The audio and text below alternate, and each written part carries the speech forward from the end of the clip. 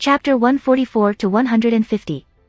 This road will be extremely difficult, but in order to reach the pinnacle, Hyuga has no regrets. Even if there are many difficulties and obstacles on the road, he will overcome them and walk to the end. So, Kuroto pondered for a moment and asked, Orochimaru-sama, can you help me get the Chimera technique? Orochimaru's indifferent attitude towards the Chimera technique is a good thing for Kuroto. The more Orochimaru doesn't care about the Chimera technique, the lower the cost for Kuroto to obtain the Chimera technique. Orochimaru seems to have a plan, and said with a smile, I can help you get this technique, but what can you do for me? Hyuga's brows wrinkled slightly, and he suddenly had a bad premonition in his heart. Orochimaru said meaningfully, I heard that the genius of the Uchiha clan, Uchiha Jishue, has also awakened the Manjikyu Sharingan, and he is a companion of your Umbu squad? You want to seize Jishue's Manjikyu Sharingan?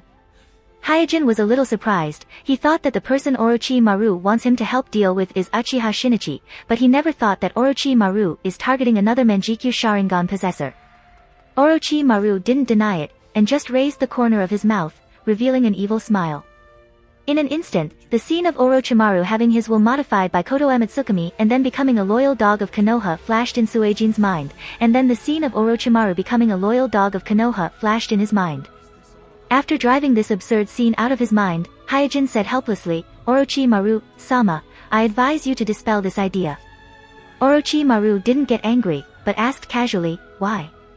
I know the strength of Uchiha Jishue better than anyone, even if the two of us join forces, we are not his opponent. After a pause, Hyuga smiled bitterly and said, I advise you to give up, I just don't want to accompany you to death. In order to enhance his persuasiveness, Hyuga briefly described Jishue's performance in the conflict between Cloud Village and Mai. Of course, he also counted part of his achievements to Jishue. Anyway, in front of 3 generations, Jishue admitted it. Even if Orochimaru has other spies in the village, the information he found will not be different from what Hyuga said. After listening to Hyuga's words, Orochimaru didn't show any surprise. Obviously, he has done a detailed investigation on Jishue, and he has more or less heard some of Jishue's achievements, but not as detailed as Hyuga said. Seeing Orochimaru silent, Hyuga said, once Uchiha and others awaken their Manjikyu Sharingan, they will not be so easy to deal with, so before you make a move, it is better to investigate their Manjikyu Sharingan ability first, otherwise. Suejin deliberately stopped halfway through his words. There is no need to make things too clear when talking to a smart person. Orochimaru didn't feel depressed at all. Instead, like a snake that has found its prey, his eyes showed a heart-palpitating fanaticism, his slender tongue licked around his lips, and smiled grimly, Kuroto, are you looking down on me? Hyuga smiled bitterly and shook his head. Orochimaru obviously didn't take Hyuga's persuasion to heart, or in other words, with his obsession with Kekkai Genkai, he won't take anyone's persuasion to heart. Whether it is Jishue or Shinichi, one of them must have become his target. But it is also ridiculous to say that Orochimaru's target is precisely Uchiha, who restrains him the most. Whether it is Jishue or Shinichi, they are first-class genjutsu masters, coupled with the Manjikyu Sharingan, Orochimaru is no different from Itachi. Moreover, compared to Itachi, who is more restrained, Jishue who has Koto Amatsukami, and Shinichi who can use Susanoo are obviously more dangerous. Hyuga knows the truth of moderation, so he didn't waste any more words to persuade Orochimaru. In his opinion, Orochimaru won't change his mind without suffering some hardships. Not long after, Hyuga followed Orochimaru to another secret base. After rummaging through the database, Orochimaru took out a scroll and threw it to Hyuga. Hyuga spread out the scroll and took a closer look, and found that the scroll recorded the information he needed most about cell cultivation and cell cloning. Quickly putting away the scroll, Hyuga sincerely thanked Kuroto, thank you very much. Orochimaru didn't care too much and said in a hoarse voice, if you want to do living experiments, supporting equipment is essential, but I won't prepare these for you. How can I let you worry about the equipment? With a smile, Hyuga asked again, what about the Chimera technique? Orochimaru looked at Hyuga and said with an evil smile, when you investigate the ability of Uchiha Jishue's Manjikyu Sharingan, come to me again. Hyuga pondered for a moment, then nodded. At present, Kuroto is not sure whether Hirako has developed the Chimera technique to its limit or not. After all, when Hirako tried to complete the last step of fusion in the original spacetime continuum, it was almost 15 years later. God knows to what extent Hirako would have perfected the technique of Chimera in the past 15 years, so even if Kuroto managed to obtain the current version of the technique of Chimera, as Orochimaru said, it would only be a semi-finished product that can't even be used. Therefore, Kuroto is not too anxious to obtain the Chimera technique. The main purpose of his visit to Orochimaru this time is to obtain the information about human cloning, and to confirm whether Hirako is alive or dead, and he has achieved both of these purposes. But before leaving, Hyuga suddenly had a new idea, so he said to Orochimaru, "Those children from before, they don't seem to be simple." Orochimaru squinted his eyes and glanced at Hyuga. Among those children, except for Haku, they are all his exclusive objects, and he will never share them with others. Hyuga smiled and said, "The child named Haku, I think he is very interesting, I want to take him back to the village, I hope you can allow me to do so." Orochimaru was startled, he seemed a little surprised that Hyuga chose Haku. Among the four of them, Yamato, Yugo, Kimimaro, and Haku, the most inconspicuous one is undoubtedly Haku, so Orochimaru thought that Hyuga would choose one of the three, but he didn't expect that Hyuga would choose Haku. Orochimaru knows that Hyuga will not speak without thinking, so he thought to himself, is there something special about Haku that I haven't discovered? Hyuga was walking slowly in the forest, followed by a thin man. Haku's bright eyes glanced at Suijin's back from time to time, and after a few hesitations, he finally mustered up the courage to ask in a low voice, "Kuroto-sama, where are you taking me?" At this moment, Hyuga's mind was full of the next step of the experiment, so he casually replied, "My village." Haku lowered his head and murmured, "My village." Haku didn't have any concept of my village. He couldn't even imagine what my village was like, so he was a little anxious at the moment. Sensing Haku's anxiety, Hyuga smiled and said, "Don't be afraid, you won't be in danger." Haku asked weakly, Can I still see Yugo and the others?" Although they haven't been together for a long time, Haku has become friends with Yugo and Kimimaro, who are the same age as him. So, he was at a loss to leave his friends. Kuroto rubbed Haku's head gently, then looked into the distance and said a little absent-mindedly, "If everything goes well, maybe you will be able to see them again in a few months." They didn't spend too much time on the road. Hyuga led Haku back to the village, but he didn't take Haku back to his home. Instead, he placed Haku in the secret laboratory that Orochimaru had left for him. The equipment in the secret laboratory has been transferred by Hyuga to his own laboratory, so with a little modification, it became an underground residence. As a shinobi village, Mai's interrogation of outsiders is very strict. Even children are no exception, not to mention that Haku isn't an ordinary child, he has the ice release Kekkei Genkai, so if Hyuga directly brought Haku back to his home, once it was discovered, Hyuga would be in trouble. After settling Haku down, Hyuga first went back to his home and recalled the shadow clone that was left at home. Through the memories passed back by the shadow clone, Hyuga learned that nothing major happened in the village during this time, but it is said that the peace negotiations with Cloud Village that have been deadlocked for more than half a year seem to have made some progress recently. In addition, the Uchiha clan seemed to be secretly searching for the whereabouts of Uchiha Shinichi. As for their purpose of doing so, the rumors had yet to come to a conclusion. Bang! At that moment, white smoke suddenly rose from the house. Then, an orange lucky pill appeared in front of Hyuga. The moneymaker pill licked its paw leisurely. "Meow, 1,000 yuan. Thank you." Hyuga immediately paid and took the scroll. For some reason, Uchiha and Shinichi had not contacted him recently, which made him feel a little uneasy. Now that he had received a message, he was slightly relieved. After opening the scroll, a line of words was reflected in Kuroto's eyes.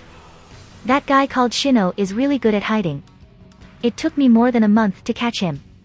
Do you know what his true identity is? Oh, you may not believe it, but that guy turned out to be the leader of the Konoha village. You can't believe it. I used genjutsu to torture a secret. That guy actually wanted to make an artificial tailed beast and then counterattack my... Ha, that's ridiculous, who would want to make an artificial tailed beast?" Hyuga took a deep breath as he put away the scroll and said to himself, don't be angry, this guy is a psychopath, I won't lower myself to his level. Every time Uchiha Shinichi sends a message, he looks like a chatterbox, but he is actually not like that.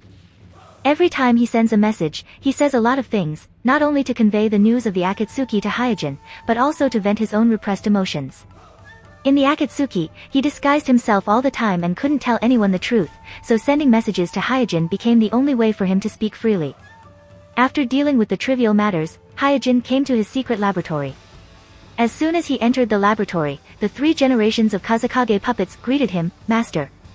Since the laboratory was built, the 3 generations of Kazekage puppets were left in the laboratory by Hyuga to guard the place 24 hours a day, so even if he is not in the village, the safety of the laboratory is guaranteed.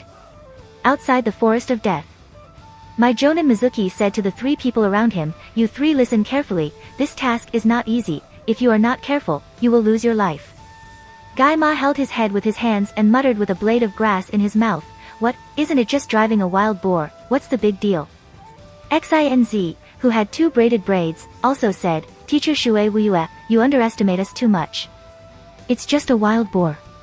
Do you think it can kill us?" Without saying a word, Itachi studied the map of the Forest of Death carefully.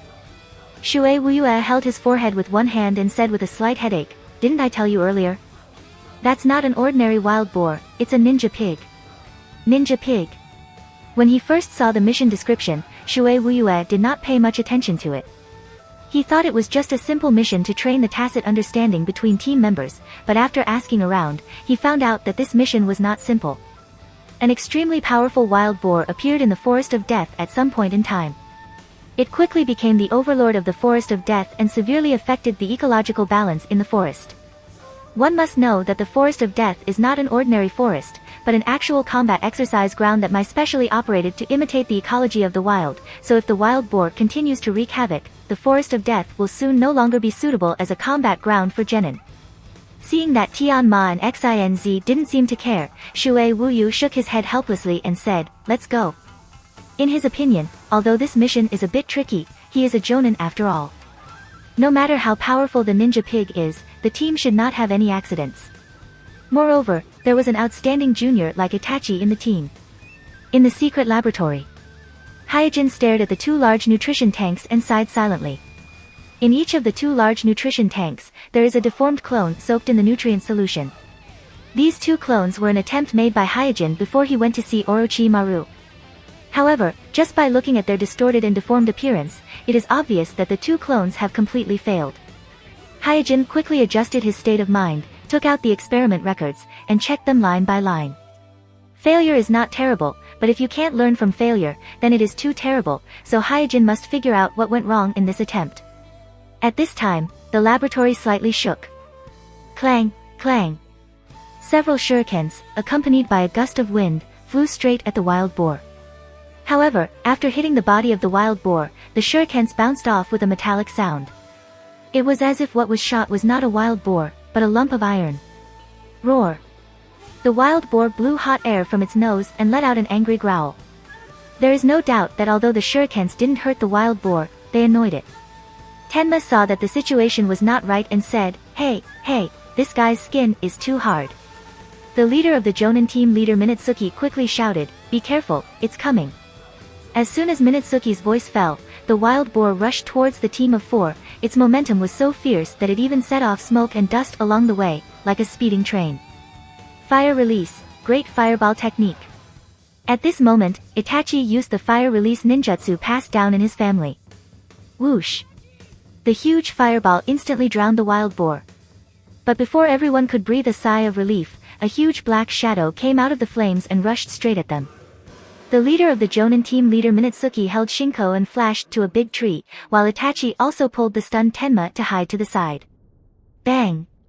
The wild boar that failed to hit the target hit a big tree, and with a muffled sound, the big tree fell to the ground.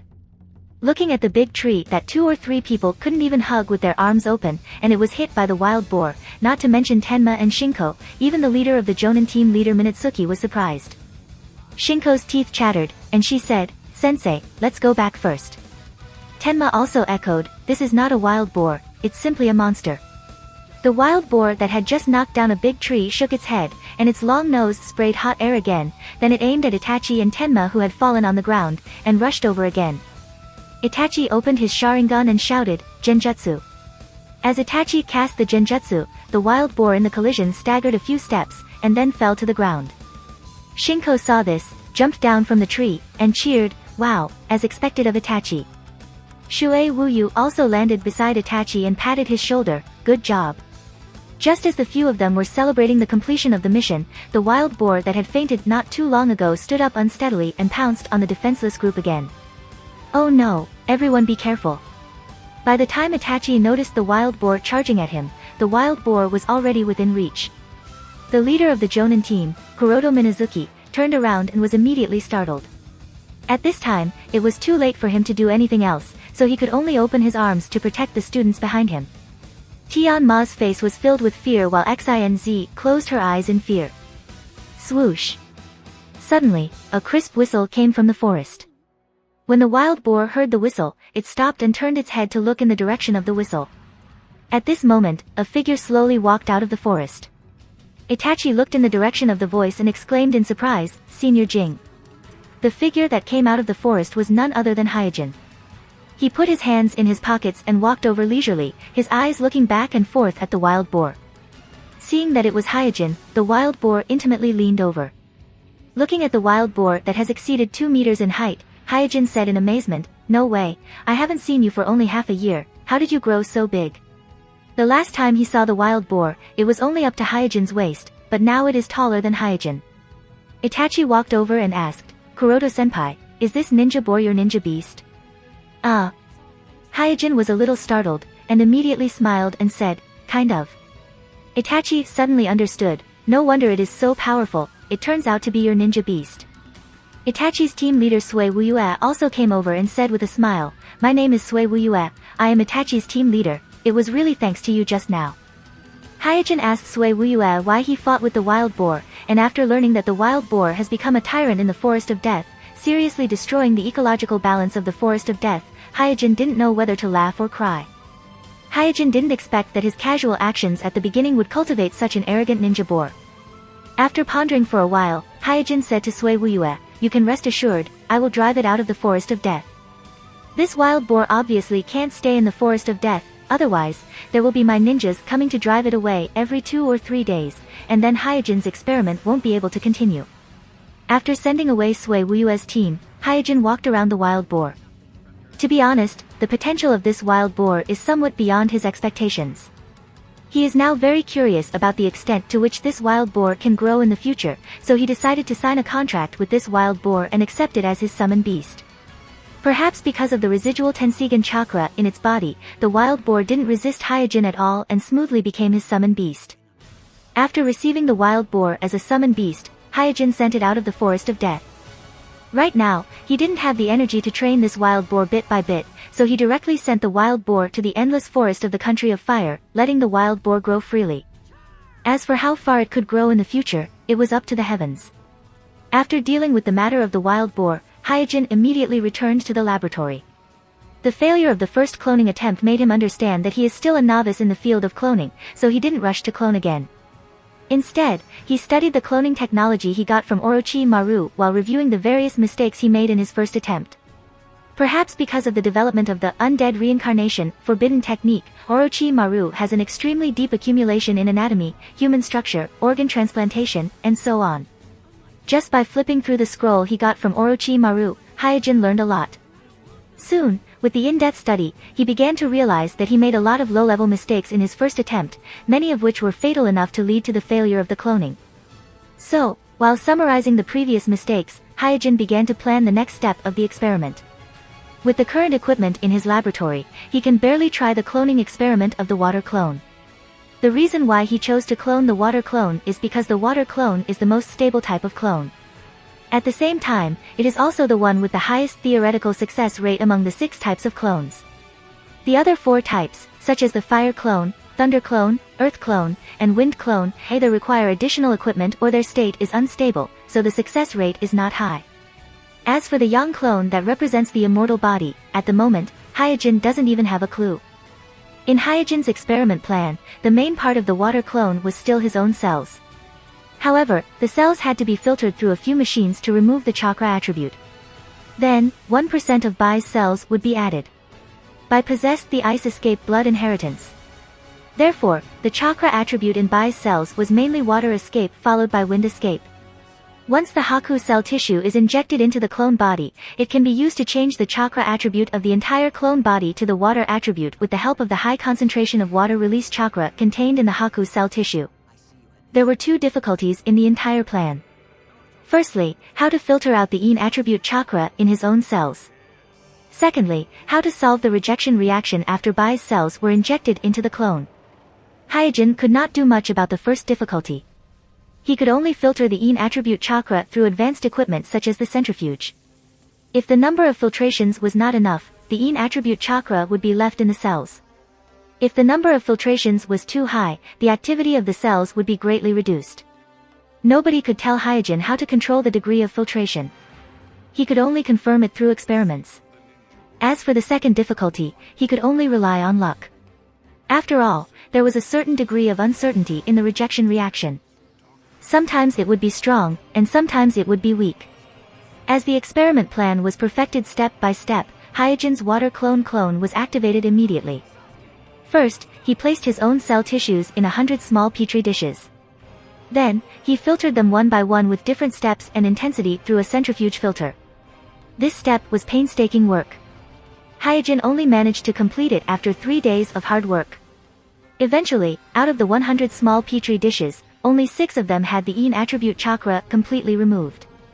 Meanwhile, the rest of the cells either had the Yin attribute chakra or had completely lost their activity. Hence, they were no longer suitable for cloning. After observing the final 6 petri dishes through a high-precision microscope, Hyuga realized that the cells in the 6 petri dishes were more or less damaged. However, the damage was still within the acceptable range. Subsequently, Hyuga extracted a portion of the cells from Bai's body. The ice escape bloodline limit was the product of the fusion of the water chakra and the wind chakra. In other words, Haku's ancestor must have been a powerful ninja who had developed water release to the extreme and fused it with wind release. This ninja's ability to fuse water attribute chakra and wind attribute chakra was deeply engraved in his genes, passed down from generation to generation, and finally formed Haku's ice release bloodline clan. Therefore, although Haku is still just a skinny child, the water attribute chakra contained in his cells is extraordinary. At least ordinary water attribute ninjas are far inferior to him.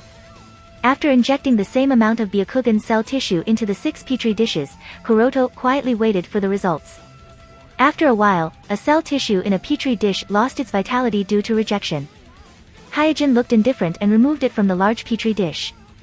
The rejection was already expected, so his mood did not fluctuate too much, calmly observing the situation in the other 5 petri dishes. Soon, the other petri dishes also showed rejection. 2 more petri dishes lost their vitality and were removed by Hyuga from the large petri dish, while the remaining 3 petri dishes survived. Among the 6 petri dishes, the cell tissue in 3 petri dishes survived the rejection. This nearly 50% survival rate surprised Hyuga. Hey, why is the survival rate so much higher than expected? It's really strange. Is it because my cell tissue is more compatible with Haku's cell tissue? There are many factors that affect the rejection, and Hyuga could not determine for a while what caused this. Then, among the 3 petri dishes, the cell tissue in 1 petri dish had a mutation phenomenon. The main body of the cell tissue changed from Hyuga's cell tissue to Haku's cell tissue. The reason for this phenomenon is that Hyuga's cell tissue was in a damaged state after being filtered by centrifuges and other instruments, so Haku's cell tissue took over. After eliminating the petri dish with the mutation phenomenon, Hyuga only had 2 petri dishes left in his hands. It happened that there were only 2 large nutrient tanks in his laboratory, so he put the cell tissue in the 2 petri dishes into the 2 large nutrient tanks, and at the same time, began to accelerate the growth of the clone body. Normal cultivation in the large nutrient tank, even if you don't mind excessive consumption of expensive nutrient solution, it takes at least 3 months to accelerate the growth of a clone body. This is something that neither Danzo nor Orochimaru can change.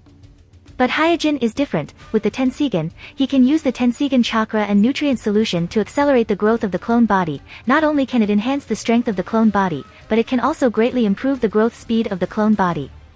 As long as Hyuga is willing to spend the nutrient solution, he can even complete the growth process in 1 month, which normally takes 3 months. Time flew by, and a month quickly passed.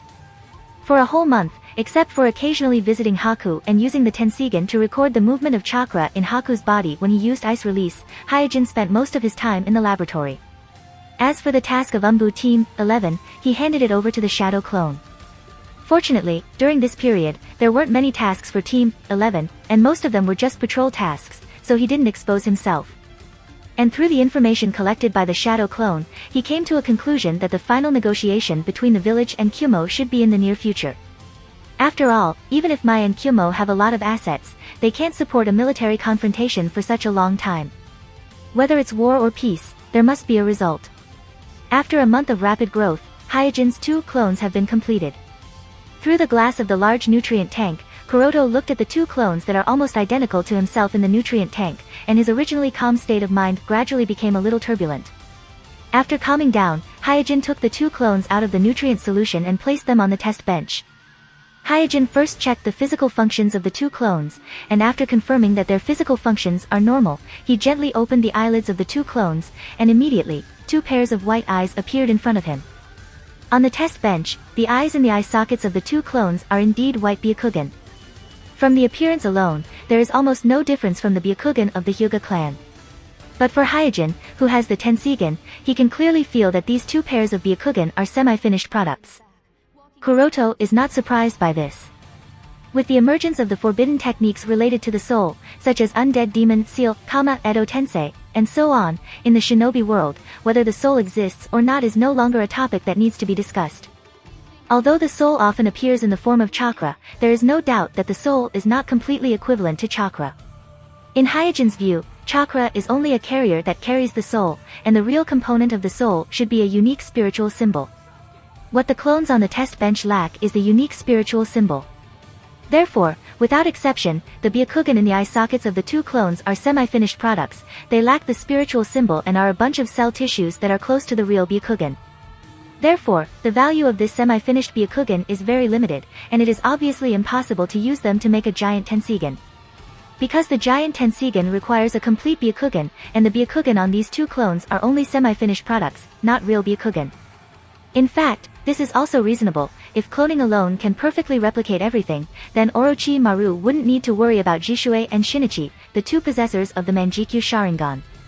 Hyuga's expression was calm as he recorded the experiment, and there was not much disappointment on his face. For others, these 2 clones may not be of much use, but for Hyuga, who has the Tenseigan, this kind of soulless body is exactly what he needs the most. In the previous control of the 3 generations of Kazekage puppets, Hyuga accidentally discovered that his consciousness can temporarily occupy the bodies of the 3 generations of Kazekage puppets. This discovery made him suddenly realize that his Tenseigan has a very magical ability. In his memory, Nyeirin seemed to have this ability as well. He once temporarily transferred his soul to a puppet and went to Earth to send an invitation to Hinata. After being discovered by Naruto, he extracted his soul and abandoned the puppet. To some extent, this ability of Tenseigan is somewhat similar to the forbidden technique, undead reincarnation, developed by Orochimaru. It's just that the Tenseigan can easily activate this ability. Not only can it transfer the soul to other puppets or bodies, but it can also extract the soul at any time, unlike Orochimaru's undead reincarnation, which is restricted by many harsh conditions. Because of this, Hyuga came up with the idea of cloning 6 perfect clones and then using the genius Oni Yaro technique to fuse them into one. Otherwise, without the Tenseigan's soul descent, relying on the current cloning technology alone, it's impossible to create a perfect clone that matches the soul in a true sense. After recording the physical indicators of the 2 clones one by one, Hyuga carefully compared them and found that the physical indicators of the 2 clones are relatively similar. There's no obvious difference in strength between them. After pondering for a while, Hyuga labeled the 2 clones as Type A and Type B. Then, he sat cross-legged on the side, facing the test bench, and used the Tenseigan's soul descent technique to put his soul into the Type A clone body. In an instant, the naked Type A clone lying on the test bench opened its eyes. Clone A sat up and opened its mouth as if it wanted to say something. However, all that came out of its mouth was a ya-ya sound. After a while, it said in a strange tone, "It's really, really awkward." Without a doubt, the one occupying the Type A clone body was Hyuga's soul. In other words, the Type A clone body had become Hyuga. Getting down from the test bench, Hyuga staggered a few steps before he managed to stabilize himself. At this moment, it was as if he was wearing clothes that did not fit his body or shoes that did not fit his feet. Every part of his body felt awkward, and it was even difficult for him to speak and walk. After getting used to it for a while, Hyuga put on a robe and muttered, "The data on paper is indeed not as detailed as what I can feel with my own body when my soul descends." After putting on the robe, he slowly walked to the mirror and opened his eyes wide, carefully looking at the appearance of his eyes in the mirror. From the outside, there did not seem to be any changes, but he had a feeling that the Byakugan in his eye sockets was no longer the half-finished product from before. "Byakugan, open." With a low shout, the meridians at the corner of Hyuga's eyes immediately swelled, and his vision changed, entering the vision of the real Byakugan. Is it because of the soul descending? Perhaps it was because of Hyuga's soul descending. The Byakugan in the Taipei clone's eye sockets were no longer the half-finished product from before, but the real Byakugan. In order to verify his guess, Hyuga hurriedly walked to the front of his main body and gently opened his eyelids. He was surprised to find that the Tenseigan in his main body's eye sockets had returned to the Byakugan state. Before he performed the soul descending, he had clearly activated the Tenseigan. Stroking his chin, Hyuga pondered, even my main body can't maintain the Tenseigan after losing my soul. Then, is my Tenseigan my soul or my eyes? In order to answer his doubts, he quickly used the Taipei clone body to conduct an experiment. After some hard work, he discovered that the Taipei clone body was unable to activate the Tenseigan, nor was it able to use rain pull, let alone enter the Tenseigan chakra mode. As for the Golden Will Reincarnation Explosion and Silver Will Reincarnation Explosion, which were the ultimate skills of the Tenseigan chakra mode, there was no need to even mention them. There seems to be only one Tenseigan ability that can be used, and that is soul extraction. Hyuga shook his head. No wonder Naruto was able to deal with the soul descending on the puppet so easily. At this time, Hyuga had confirmed that his soul possessed the ability of the Tenseigan. However, in order to unleash the full power of the Tenseigan, he would have to merge with his main body. In other words, the soul and the body were the complete Tenseigan. In the separated state, each of them had a part of the Tenseigan's ability. Hyuga naturally didn't have the tendency to self-abuse. The reason why he thought so was because Uchiha Madara had taken out his Rinnegan and quietly transplanted it to the young Nagato. Although after the transplant, the Rinnegan in Nagato's body had been dormant until Nagato reached adulthood and was greatly stimulated and gradually awakened, but it was undeniable that Madara did transplant his Rinnegan to Nagato. Perhaps, when he took out the Rinnegan, he also gave up part of his soul. After thinking for a moment, Hyuga came to such a conclusion. There is no doubt that Madara in his later years was not ignorant of the soul. Otherwise, he wouldn't have tried to create Black Zetsu to monitor the Obito before he died, but he didn't expect that the Black Zetsu that he created by splitting a part of his soul would be occupied by another ghost that has been wandering in the shinobi world for thousands of years, playing a game of turtledove occupying a magpie nest under his nose. Without staying too long on the Taipei clone, Hyuga's soul returned to his body. Before developing the water clone, Kuroto must first deal with the dragon vein sealed in the body of his main body. After all, once his soul descends into the body of the water clone, the power of his main body won't be enough to suppress the huge amount of chakra inside the body of the water clone. It may be fine for a while, but after a long time, the dragon vein will go berserk without the suppression of chakra's Tenseigan. This hidden danger must be dealt with first, otherwise, the consequences would be unimaginable. So after leaving a shadow clone in the village, he quietly sneaked out of the village. The country of demons, the palace of the Miko. Ziyuan, Sama, you run slowly, be careful. A large group of maids was following behind a little girl, noisily. The little girl who was running in front was holding a colorful kite. She was panting as she ran. She seemed to be struggling, but her little red face was full of excitement. The guards on the side shook their heads and sighed. Obviously, this was not the first time such a scene happened. In the main hall, the Miko-sama flipped through the documents and frowned. You. What? Suddenly, a few short exclamations of surprise sounded out from the guards at the entrance of the main hall. The exclamations didn't even have the time to be loud before they stopped abruptly. Then, a figure walked into the hall. The Miko-sama's face sank, and asked, "Who are you?" The figure who walked into the hall took off the mask on his face and smiled. "Your Highness, don't worry, it's me." After seeing Hyuga's face, the Miko-sama sighed with relief, and immediately asked, "Hey, how did you sneak in?" "I've already activated the barrier, right?"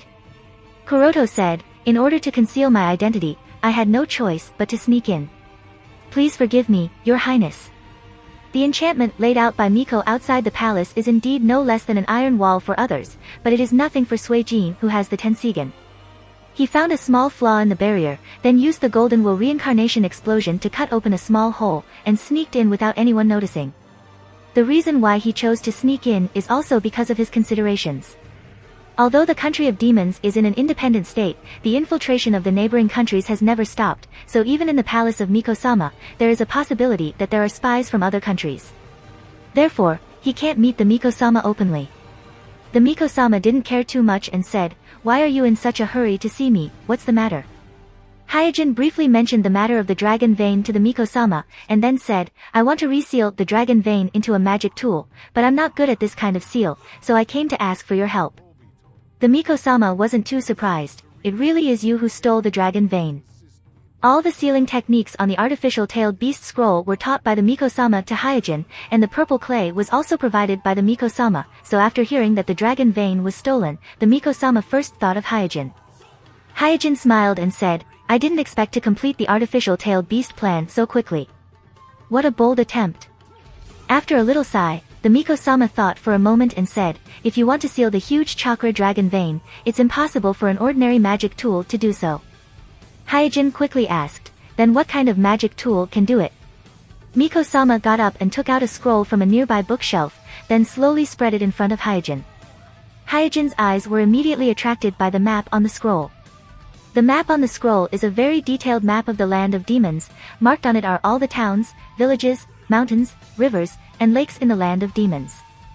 Then, Miko-sama's finger pointed at a mountain called Mountain of Demons and said, there is a treasure here, you just happen to be here.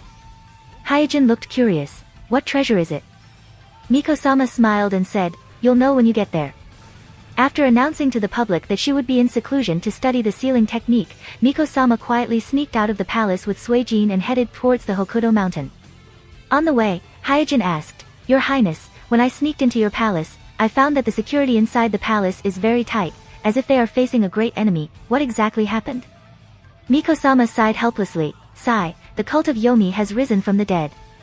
Hyuga's eyes narrowed, pondered for a moment and said, Don't worry, I will help you completely eradicate the cult of Yomi this time. Miko-sama immediately thanked him, then I'll leave it to you. It didn't take long for the two to arrive at the Mountain of Demons. After entering the belly of the Mountain of Demons, after walking for about a quarter of an hour, Miko-sama stopped in front of a rock wall, then made a hand seal and performed a technique on the rock wall. In an instant, a bright light flashed. The previously lifelike rock wall slowly became blurred and transparent, and finally disappeared. Hyuga's eyes narrowed slightly, thinking, Miko-sama's Fuinjutsu is really extraordinary, this camouflage technique almost fooled my Tenseigan. Miko-sama beckoned to Hyuga, come in. Following behind Miko-sama, Suijin passed through the blinding enchantment and came to a valley with a different world. Miko-sama pointed to a green vine hanging on the cliff in the distance and said with a smile, the treasure is over there. Hyuga looked in the direction of Miko-sama's finger, but there was only an inconspicuous gourd vine and a small gourd hanging on it.